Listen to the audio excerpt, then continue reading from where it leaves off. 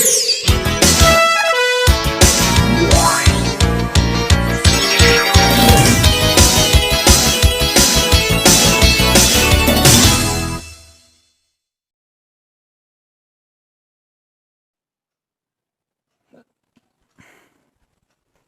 Students, तो इस video के अंदर हम आइसोमेरिज्म जो है वो कोऑर्डिनेशन कंपाउंड के अंदर उसके बारे में डिस्कस करेंगे। ठीक है, तो आइसोमेरिज्म जो है वो ब्रीफली इसका जो आप बोल सकते हो कि जो टॉपिक है वो हेलो एल्किन और हेलो एरिन्स में आएगा, जो मैं आपको ब्रीफली कंसेप्चुअल समझाऊंगा, लेकिन यहाँ पे थोड़ा सा है तो अब हम यहाँ पे देख लेंगे। और ये जो आइसोमेरिज्म है वो हमने 11th स्टैंडर्ड में भी पढ़ा है, अगर आपको मालूम होगा तो। ठीक है, क्या है आइसोमेरिज्म उसके बारे में थोड़ा सा उसमें आया था। ओके, तो आइसोमेरिज्म के बारे में देखते हैं। आइसोमेरिज्म का मतलब क्या है? Isomers are the compounds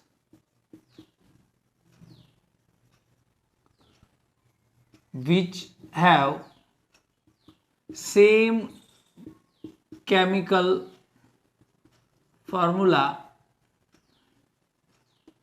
but different arrangement of atoms। Chemical formula same होता है लेकिन एटम्स की जो अरेंजमेंट होती है वो क्या होती है? चेंज होती है। ठीक है, because of this arrangements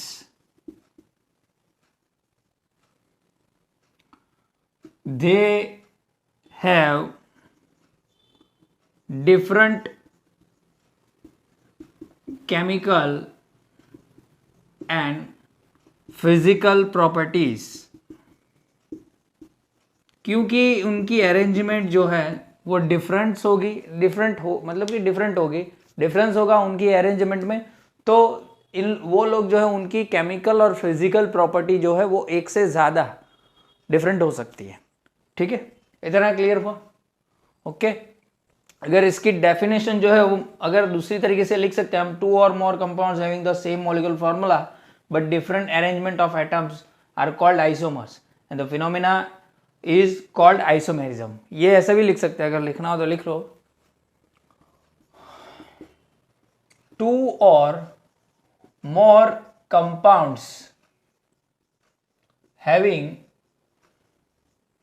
same chemical formula but different arrangement of atoms are called isomers या आइसोमर्स बोल दो, and the phenomenon is called isomerism. Okay, ये हमारा दूसरी जो है वो डेफिनेशन बन गई। ठीक है, तो यहां पे हमको देखना है there are two types mainly of isomerism। One is stereo isomerism and second is structural isomerism। okay, one is stereo isomerism and second is structural isomerism। Stereo के अंदर भी दो आते हैं, जियोमेट्रिकल आइसोमेरिज्म और ऑप्टिकल आइसोमेरिज्म। ठीक है, इसके अंदर भी जो है वो दो आते हैं, जियोमेट्रिकल आइसोमेरिज्म और ऑप्टिकल आइसोमेरिज्म। ओके, इसके अंदर 3 आते हैं, लेकिन जैसे जैसे आगे बढ़ेंगे हम देखेंगे। ठीक है, 3 में एक आयोनाइजेशन होता है, 4 होते हैं, फिर हाइड्रेट होता है, फिर कोऑर्डिनेशन होता है और लास्ट जो है वो लिंकेज होता है। ठीक है, तो स्टीरियो आइसोमेरिज्म जो है वो देखते हैं हम कि स्टीरियो आइसोमेरिज्म किसे बोलते हैं। ठीक है, तो इतना नोट करो, फिर हम आगे चलते हैं। तो अब हम स्टीरियो आइसोमेरिज्म पर बात करेंगे। फर्स्ट इज स्टीरियो आइसोमेरिज्म, ठीक है। तो it is all about 3D arrangement, 3D arrangement of atoms in a molecule. 3D arrangement का मतलब क्या है? 3D अरेंजमेंट मतलब कि 3D स्ट्रक्चर। जैसे अगर मान लो कि मीथेन को हम ऐसे लिखते हैं जनरली एक प्लान के अंदर, ठीक है, ये 2D हम बोल सकते हैं इसको, है ना। लेकिन रियल लाइफ में ये ऐसा नहीं होता। ये कैसे होता है? ये कुछ ऐसा होता है,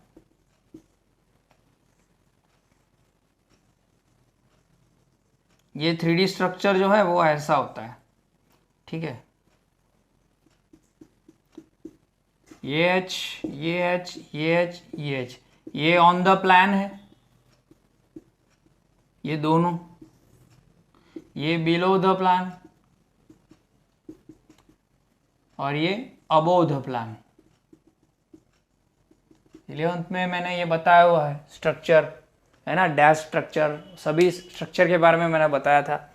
तो ये ऊपर होगा, अगर ये बॉर्ड पे ये दो जो बॉन्ड है वो यहाँ पे बॉर्ड पे है तो ये ऊपर होगा और ये नीचे होगा, है ना।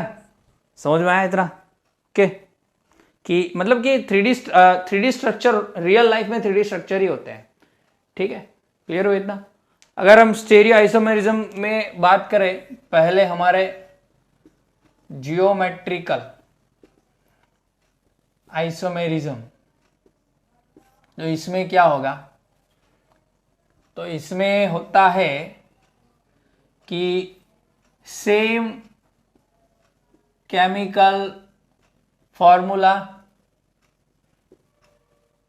Same bonds, but the arrangement of ligands are different. Arrangement जो होती है वो क्या होती है? डिफरेंट होती है। जैसे अगर मान लो कुछ ऐसा है,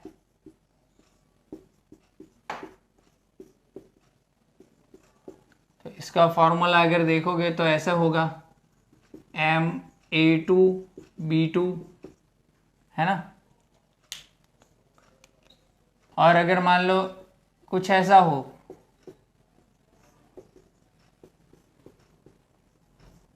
तो यहां पे आपको डिफरेंस सीधे सीधे दिखाई देगा कि यहां पे डिफरेंस क्या है ना। There are difference. देखो यहां पे ये दोनों का जो फॉर्मूला है, मतलब कि ये केमिकल फॉर्मूला वो तो सेम है, लेकिन चेंज क्या हो गया कि यहां पे इस साइड पे ये सेम है, इस साइड पे ये सेम है, लेकिन यहां पे ये, सॉरी मैंने गलत लिख लिया,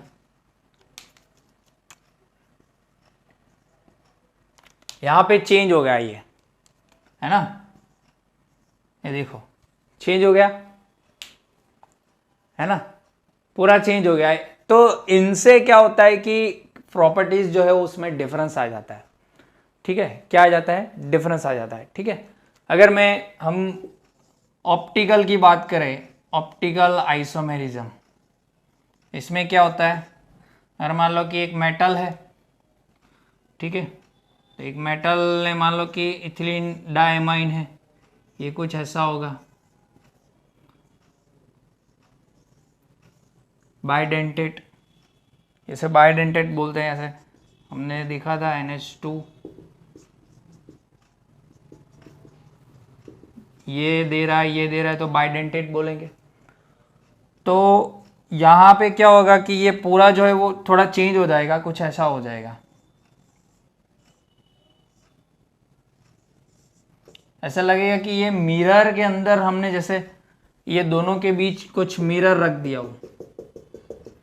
देखो अगर ये इसके ऊपर रखेंगे ना तो ये बॉन्ड यहाँ पे फिक्स होगा, ये यहाँ पे फिक्स हो जाएगा और ये यहाँ पे फिक्स हो जाएगा, एक के ऊपर एक नहीं रख सकते। मतलब कि ये ऑप्टिकल आइसोमेरिज्म है, थोड़ा सा डिफरेंस है इनके अंदर, है ना। यहाँ पे बॉन्ड की जो आप अरेंजमेंट देखोगे ना तो वो थोड़ी डिफरेंट होगी। समझ में आया? क्लियर हुआ? नोट करो। अगर हम स्टीरियो आइसोमर्स में थोड़ी ज़्यादा बात करें जियोमेट्रिकल आइसोमर की, तो एक एग्जांपल ले लेते हैं हम प्लेटिनम वाला। तो यहाँ पे प्लेटिनम का एक एग्जांपल ले लेते हैं हम,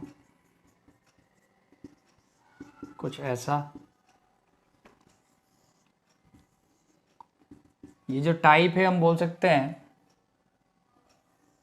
ये मेटल है तो एम ए, इसमें से कोई भी ए ले लो, A2 B2 टाइप है ये, ठीक है। ये इसको अगर ए ले लो और इसको बी ले लो तो ये दो है और ये दो है और मेटालिक, ठीक है। दूसरा कुछ ऐसा हो सकता है,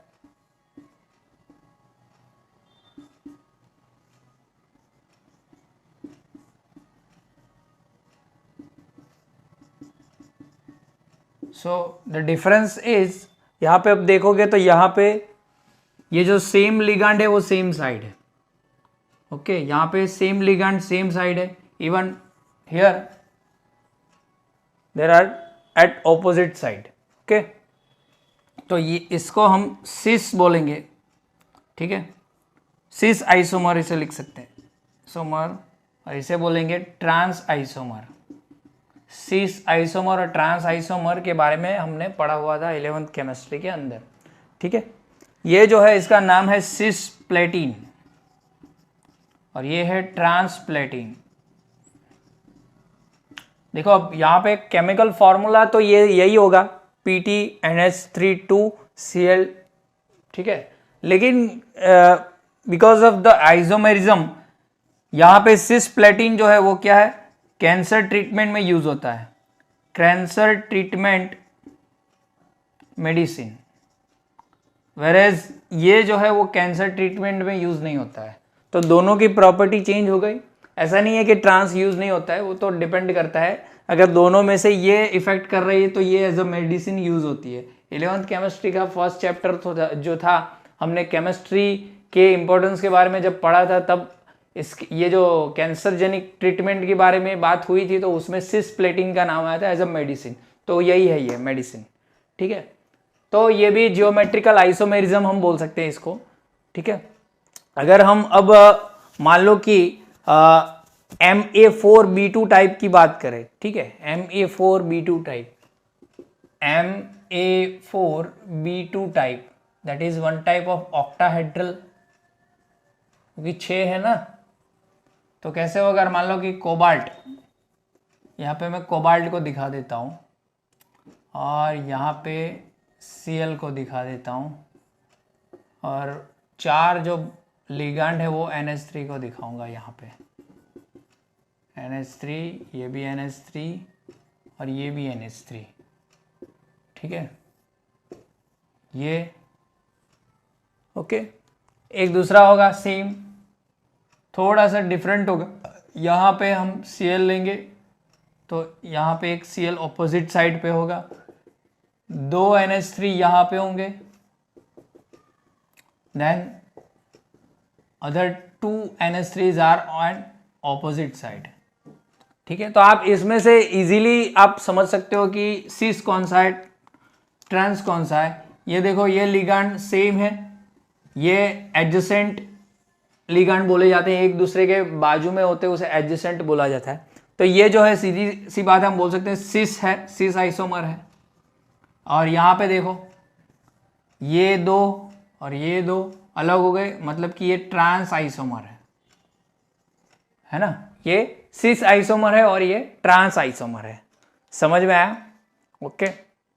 अगर ऐसे ही दूसरे की मैं बात करूं, अगर मान लो कि यहाँ पे हम कंबाइन कर ले, एक Cl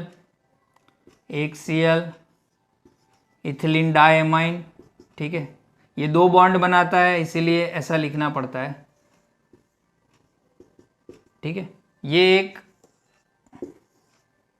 और दूसरा सेम जो होगा वो थोड़ा सा डिफरेंट होगा, Cl,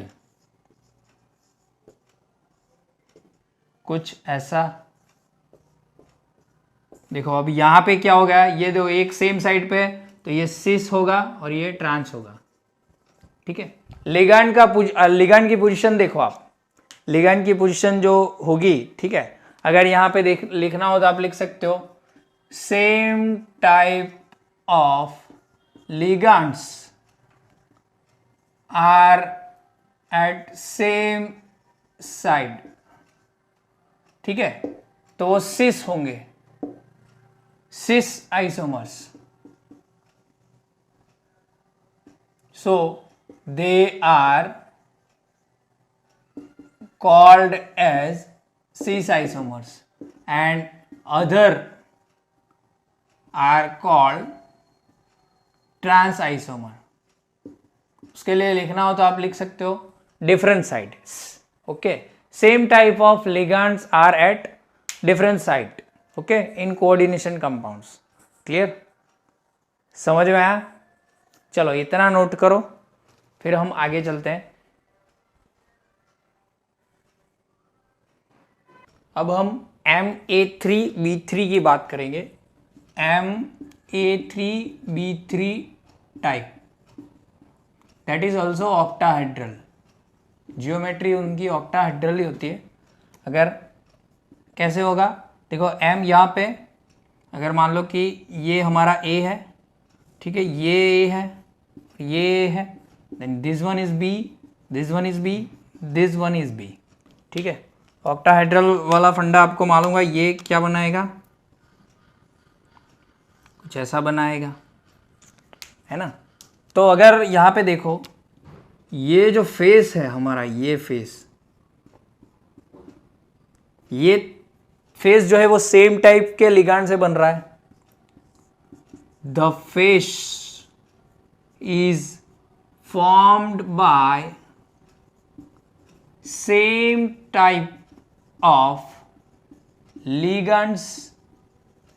देखो एग्जाम्पल का अगर हम ले ले, एक मान लो कि कोबाल्ट है, तो ये हमारा NH3, ये हमारा NH3, ये हमारा NH3।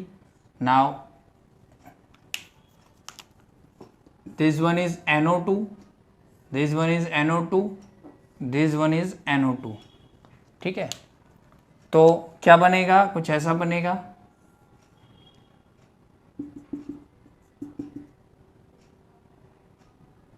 ठीक है। तो ये फेस बन गया, देखो सेम टाइप ऑफ लिगैंड्स है। सो ऐसे जो आइसोमर होते हैं उसे बोला जाता है फैक आइसोमर और फेशियल आइसोमर्स। क्या बोला जाता है, फैक आइसोमर्स और फेशियल आइसोमर्स।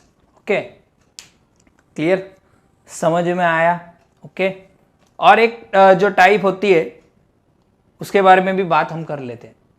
तो वो भी Ma3B3 में ही होता है। जैसे कि अगर ये ले लो, M यहाँ पे है, ठीक है, यहाँ पे हमारा A होगा, ये भी A, और यहाँ पे A होगा, then rest of all ligands are B। ओके, ये कुछ ऐसा होगा, ठीक है। ऐसे एरो करना हो तो करो, नहीं करोगे तो भी चलेगा, समझना है सिर्फ। तो ये हमारा हो गया ऑक्टाहेड्रल वाली जियोमेट्री। तो यहाँ पे आप देखो तो ये कुछ ऐसा जो है वो बन रहा है, ये, ठीक है, ऐसा कुछ बन रहा है। अगर कोबाल्ट के केस में देख ले तो एग्जाम्पल के तौर पे, तो देखो पहले हमको क्या करना है, बी कैसे लिया था, AB3 टाइप ना। तो कोई भी उठा के ले लो आप, ऐसा कुछ है नहीं। अगर मान लो कि मैं यहाँ पे NH3 ले लूँ, ठीक है, ये भी NH3, ठीक है, और ये NH3, तो बाकी के रेस्ट ऑफ ऑल लिगैंड्स हमको क्या लेने हैं, NO2 वाले, ठीक है, ये NO2, ये NO2, ये NO2। तो क्या बनेगा, कुछ ऐसा बनेगा। तो ये पोर्शन जो बना ना, ये ऐसा बनना चाहिए। एक जो लिगैंड है वो ऑपोजिट साइड होगा, ठीक है। तो उसको मर आइसोमर्स और मेरिडियोनल आइसोमर्स बोलते हैं। क्या बोलते हैं, मर्स आइसोमर्स और मेरिडियोनल आइसोमर्स, ठीक है, क्लियर। ये दोनों जो है वो ऑक्टाहेड्रल, मतलब कि एक ही यही टाइप के अंदर होंगे। Ma3B3 टाइप के अंदर ही होंगे। समझ में आया? ओके, मतलब कि ये जो है उसकी पोजीशन जो है वो ऑपोजिट साइड होगी। ठीक है, हम लिख सकते हैं the one same ligand is placed on opposite side। ठीक है, और यहां पे तो मैंने आपको बता दिया फॉर्म, जो फेशियल जो है फेस जो है वो क्या होता है, फॉर्म होता है। ठीक है, क्लियर, समझ में आया? ओके, ऑक्टाहेड्रल तो मालूम है ना, ऑक्टाहेड्रल ऐसे होता है, ये एम है हमारा। ठीक है, ये सभी लिगांड्स है। अगर मान लो कि ये लिगांड, ये लिगांड, ये लिगांड, ये और ये, तो ये कुछ ऐसा कनेक्ट होगा। ठीक है, तो ये ऑक्टाहेड्रल हो गया। ये क्या हो गया, ऑक्टाहेड्रल। ओके,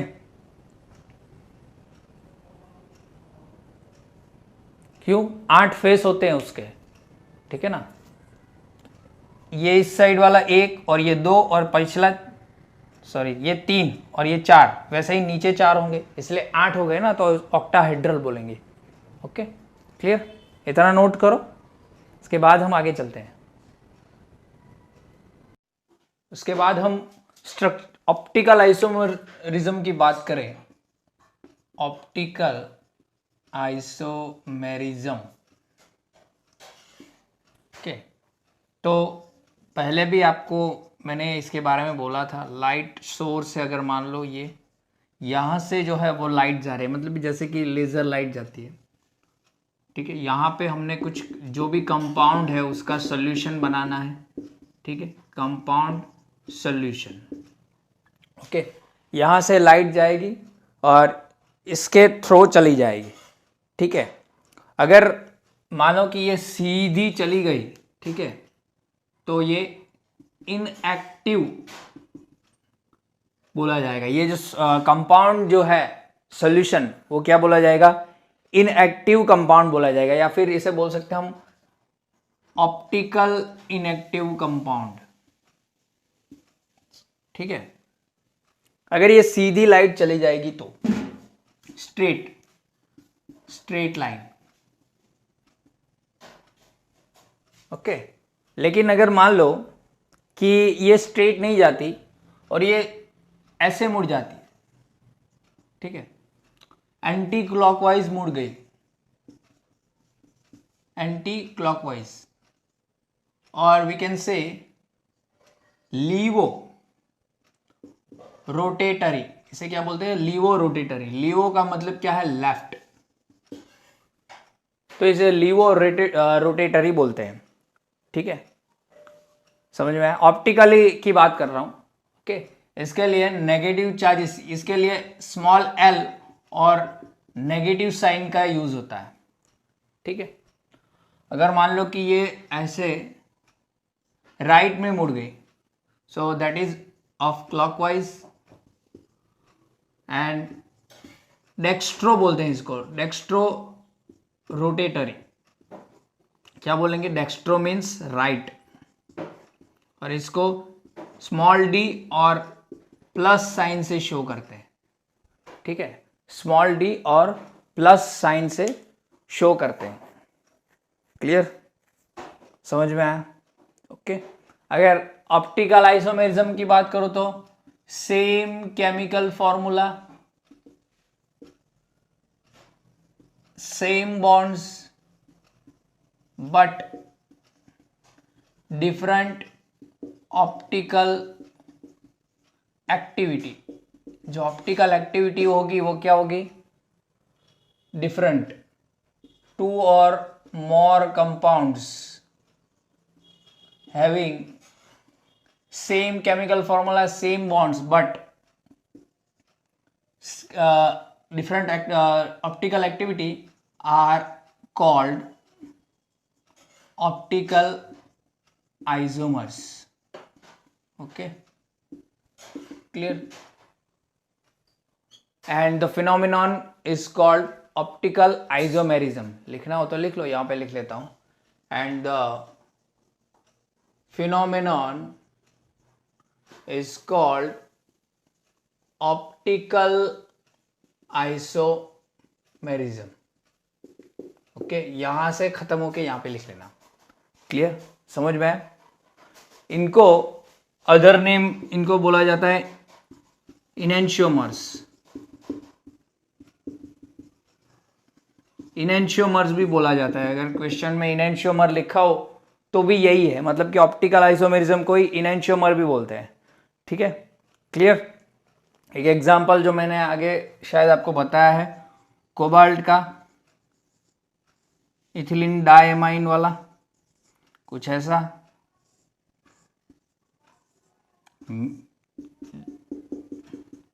अगर इन दूसरों के मिरर के सामने रखोगे तो जैसे इनका जो आप बोल सकते हो कि ये जो आएगा ना, वो ऐसा कुछ आएगा.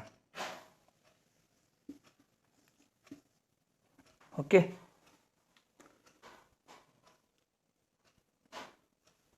इसके रिगार्डिंग हम एक पॉइंट लिख सकते हैं. These isomers are super imposable mirrors. ठीक है, जैसे कि आप मान लो कि एक मिरर के सामने खड़े हो और आप यहाँ से हाथ उठा रहे हो. ठीक है, तो वहाँ पे ये जो हाथ उठेगा वो उसका अपना मतलब कि अपने का लेफ्ट हैंड उठेगा, लेकिन यहाँ पे हमने कौन सा हाथ उठाया? राइट उठाया है ना. देखो यहाँ पे अगर ये हाथ है हमारा, ये हाथ है, तो दोनों आप देखोगे तो एक दूसरे के मिरर इमेज. लेकिन अगर साथ में एक के ऊपर एक रख देंगे तो उल्टा हो गया है ना, ये उल्टा हो गया ना. तो ये सुपर इम्पोजिबल मिरर इसे बोल सकते हैं. दैट्स लाइक समटाइम, मतलब कि ये जो दोनों है वो ऑप्टिकल आइसोमर्स बोले जाएंगे, ये जो हाथ है वो. ठीक है, तो वैसे ही ये लोग भी एक दूसरे के ऊपर रखेंगे तो क्या हो जाएगा? फिट हो जाएगा. ऐसा समझ में आ रहा है ना? ऐसा अगर 3 है तो अगर ऐसे रखोगे ना तो फिट हो जाएगा ऐसा. Okay, clear. एक से एक दूसरे के ऊपर हम नहीं आ सकते, मतलब बिठा नहीं सकते उनको. ठीक है, तो ये नोट करो. फिर हम स्ट्रक्चरल आइसोमेरिज्म के बारे में बात करेंगे. ओके, अगर हम स्ट्रक्चरल आइसोमेरिज्म की बात करें, डेफिनेशन क्या होगी? 2 or more compounds having same chemical formula but different लिख लेते हैं, different arrangement of bonds are called structural isomers, and the phenomenon is called structural isomerism. Okay, clear. Bonds की जो मतलब कि अरेंजमेंट होगी वो क्या होगी? डिफरेंट होगी. ठीक है, कैसे? मान लो एक एग्जांपल ले लेते हैं हम. मेटल के साथ हम न्यूट्रल स्पीशीज 2 जोड़ देते हैं. ठीक है, यहाँ पे भी हम न्यूट्रल स्पीशीज जोड़ देते हैं, NH3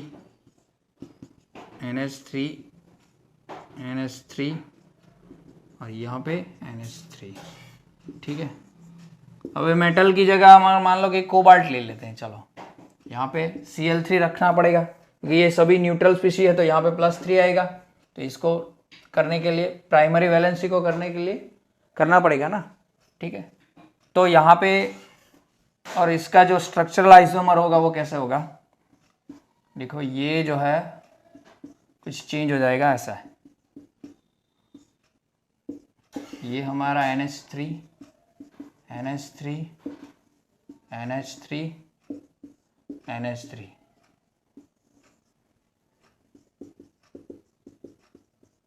देखो, अब यहाँ पे आपको चेंज दिख रहा होगा.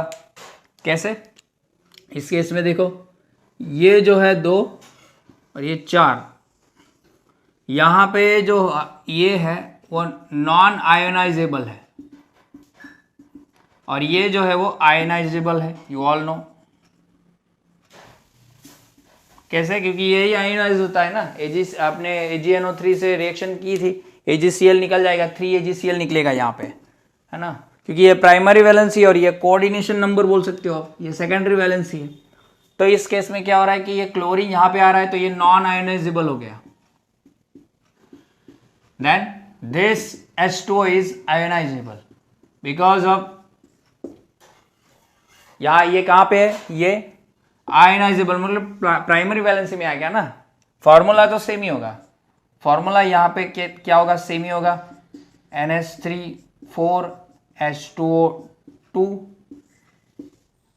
Cl3, ठीक है। सॉरी, ये इसका फॉर्मूला होगा और इसका फॉर्मूला क्या होगा, स्ट्रक्चर चेंज हो गया ना, NH3 4 फिर H2O Cl H2O, है ना। समझ में आया इतना, क्लियर।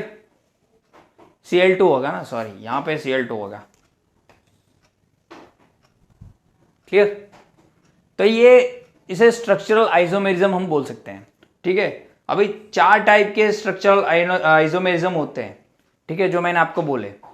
फर्स्ट जो है वो क्या है, आयनाइजेशन आइसोमर्स। सेकंड सॉल्वेशन बोल दो, ठीक है, या फिर सेकंड ले लेते हम लिंकेज आइसोमर्स।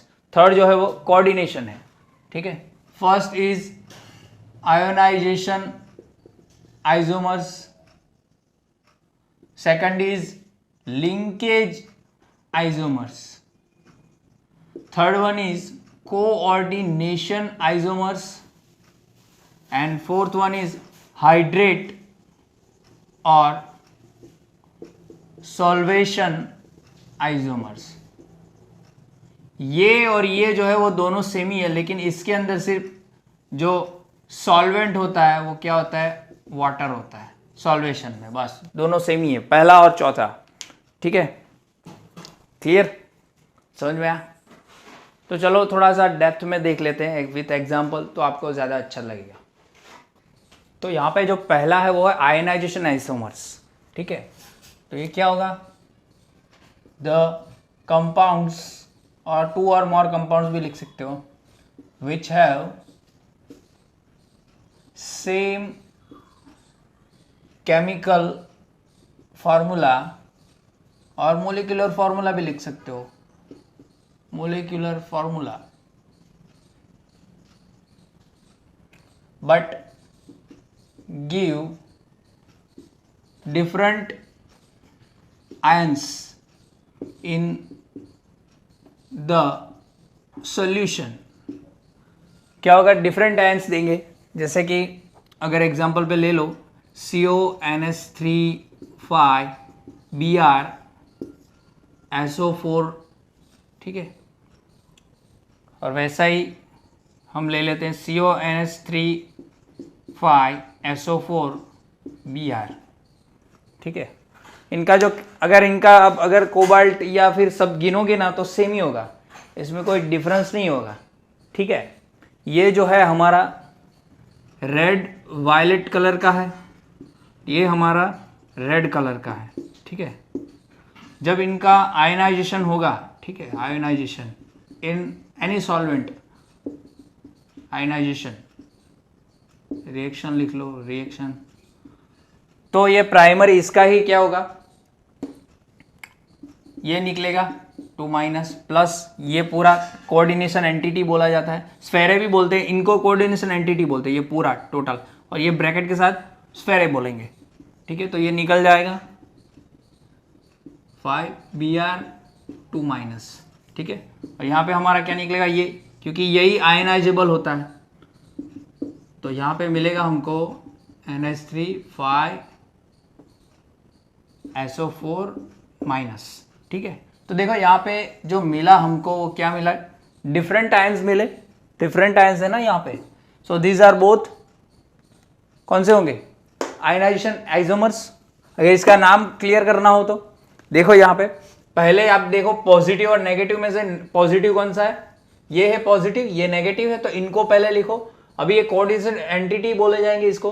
अभी पॉजिटिव के अंदर भी सेंट्रल मेटल जो है उसको छोड़ दो, क्योंकि उसको बाद में लिखना है। तो पहले ये जो है वो लिगांड हो गए, ठीक है। लिगांड में देखो ये क्या है, माइनस है, तो आईडीओ लगाएंगे, ब्रोमिडो, और ये एमाइन है तो ए पहले आएगा।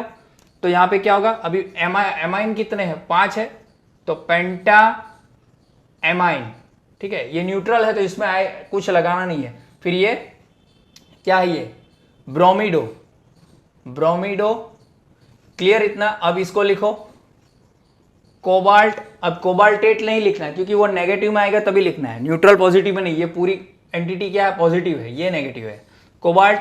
अभी इसका अगर आपको निकालना हो, ठीक है, इसका ऑक्सीडेशन स्टेट, तो ये तो 0 होगी, न्यूट्रल है।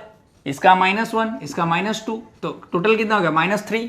तो यहाँ पे कितना होगा, ये 3 होगा, है ना। चलो ये अभी आना चाहिए, कोबाल्ट 3 हो गया। फिर इसका सल्फेट, क्लियर, समझ में आया, ओके। चलो ये हो गया।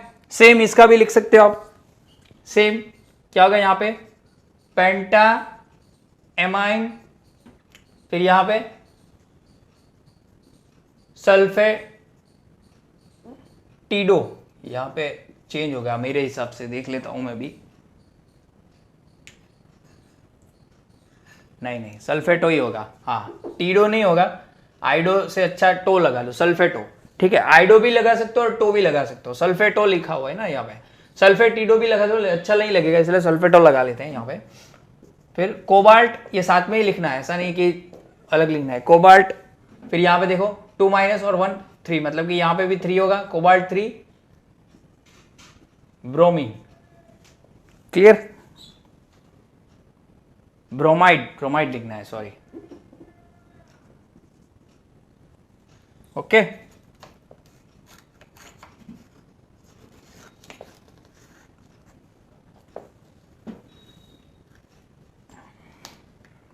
समझ में आया।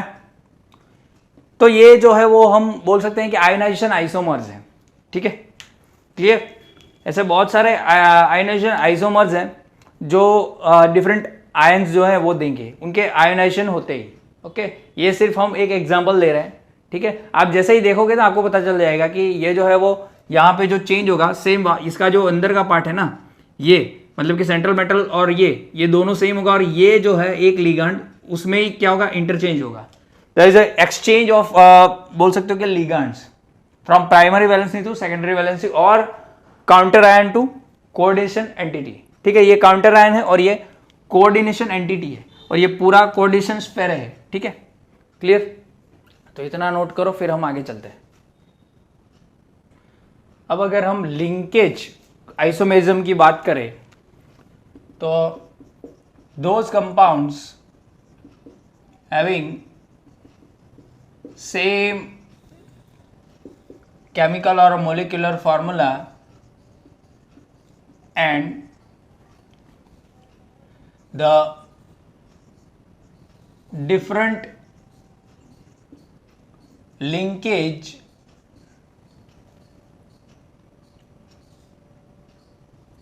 to central metal atom और लिगांड, और लिगांड तो नहीं लिखना चाहिए, सेंट्रल मेटल एटम ही लिखेगा, थ्रो एम्बिडेंट लिगांड्स। इसका मतलब क्या है कि सेम केमिकल फॉर्मूला हो, जैसे कि एक एग्जांपल ले लो हम, कोबाल्ट NH3 NO2 Cl2, और ये होगा हमारा NH3 ONO Cl2। अब यहां पे देखो क्या डिफरेंस आपको दिखाई दे रहा है, देखो क्या डिफरेंस आपको दिखाई देगा। ये जो है वो हमारा येलो कलर का होता है and this one is of red colour, okay. ये येलो कलर का और ये रेड कलर का। यहां पे आप देखोगे तो लिगांड जो है ये हमारा एम्बिडेंट लिगांड है, ये क्या है हमारा एम्बिडेंट लिगांड है। इसके पास भी लोन पेयर है और इसके पास भी लोन पेयर है, दोनों के पास लोन पेयर है। अगर ये लोन पेयर देगा तो क्या बोलेंगे, नाइट्रिटो N, और ये लोन पेयर देगा तो नाइट्रिटो O। ठीक है, तो यहां पे देखो ऐसे लिखा होगा तो क्या होगा, नाइट्रिटो N, और यहां पे O आगे लिखा हुआ है, दैट मीन्स नाइट्रिटो O। अगर O आगे लिखा है मतलब कि O इसके साथ जुड़ा हुआ है ना, क्लियर। इसकी एक माइनस, इसकी दो माइनस, टोटल क्या हो गए 3 माइनस, तो ऑक्सीडेशन स्टेट तो वैसा ही मिल जाएगा, है ना, समझ में आ रहा। अगर यहाँ पे O लिखा होता तो वही हो जाता, लेकिन यहाँ पे N लिखा हुआ है, O2 यहाँ पे लिखा हुआ है, दैट मीन्स N जो है उसने लोन पेयर दी है इसको, समझ में आया। ओके, तो ये लोग बोले जाएंगे हमारे linkage isomerism, because of this is a embedded ligand and the linkage, or we can say that the lone pair donor in this embedded ligand is different in both cases। यहां पे nitrogen ने lone pair दी है और यहां पे oxygen ने lone pair दी है। Okay, सो इनके बीच भी डिफरेंस है in the case of embedded ligands linkage to central metal atom. Okay, clear, तो इतना नोट करो। लिंकेज आइसोमेरिज्म क्या है वो हमने एक एग्जांपल देख लिया। अब हम कोऑर्डिनेशन आइसोमेरिज्म की बात करेंगे। अब ये जो हमारे कोऑर्डिनेशन आइसोमेरिज्म है वो कैसे होती है, वो पहला एग्जांपल बता देता हूँ आपको। जैसे कि कोबाल्ट की बात करता हूँ, कोबाल्ट जो है वो NH3 और हमारा जो क्रोमियम है वो हमारा बताएगा CN6। ठीक है, ये और सेम ऐसा ही होगा, कोबाल्ट CN6 और CrNH3 तो आप यहाँ पे देख सकते हो कि डिफरेंस क्या होगा। देन एक दूसरा एग्जांपल ले लेते हैं हम, कॉपर का ले लेते हैं, NH3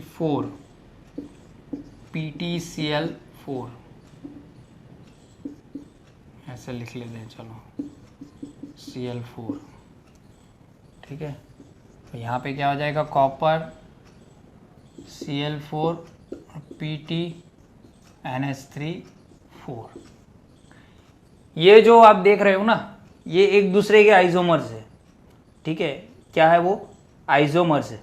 कैसे, देखो यहाँ पे ये लिगैंड जो है पहले के वो अभी क्या हो गया, एक्सचेंज हो गया, देखो, है ना। सो यहाँ पे लिख सकता हूँ, this isomerism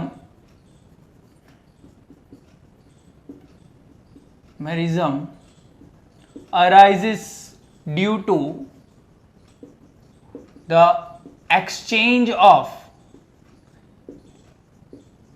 interexchange of ligands to coordination entity of positive and negative. Positive and negative coordination entity में एक्सचेंज से ही ये जो है कोऑर्डिनेशन क्या बनते हैं, आइसोमर्स बनते हैं। ठीक है, ये और ये दोनों आइसोमर्स है कोऑर्डिनेशन, और ये दोनों आइसोमर्स है कोऑर्डिनेशन आइसोमर्स बोले जाएंगे। ठीक है, समझ में आया, क्लियर। पहले वाले में क्या है कि ये जो है वो यहाँ पे चला गया और ये जो है वो यहाँ पे आ गया। ठीक है, इसमें दो एंटिटी होती है, पॉजिटिव और नेगेटिव। ओके, या फिर न्यूट्रल, और अब बोल सकते हो कि वैसे ही, लेकिन यहाँ पे ये आ जाता है इसलिए पॉजिटिव हो जाएगी ये, क्योंकि ये तो ज़ीरो है ना, ये तो ज़ीरो है तो इसकी पॉजिटिव इस पे आ जाएगी। तो दो एंटिटी होती है यहाँ पे, उस केस में कोऑर्डिनेशन आइसोमर्स देखे जाते हैं। क्लियर, समझ में आया। ओके, तो नोट करो। अब जो हमारा लास्ट है वो है solvate isomerisation. Solvate isomerisation, solvation भी बोल सकते हो इसको। ओके, हाइड्रेट आइसोमराइजेशन भी बोलते हैं इनको, हाँ, हाइड्रेट आइसोमराइजेशन भी बोलते हैं। सॉल्वेशन मैंने लिखा था, सॉल्वेशन भी बोलते हैं, लेकिन ये ज़्यादातर यूज होते हैं बुक के अंदर। ठीक है, the compounds which have same chemical formula but different solvent molecules in coordination entity and as counterion are called solvate isomerism and also called hydrate isomers, isomers होंगे यहाँ पे, in the case of water molecule के cases में जो है वो इनको hydrate molecules भी बोले जाएंगे। ठीक है, क्लियर, समझ में आया? चलो एग्जांपल ले लेते हैं। एक Cr है H2O6 Cl3, ठीक है, ये वायलेट कलर का होता है। इसका एक मैं ये ले लूँ दूसरा आइसोमर, इसका सॉल्वेट आइसोमर, तो यहाँ पे H2O5 Cl2H2O, ठीक है, ये हो गया हमारा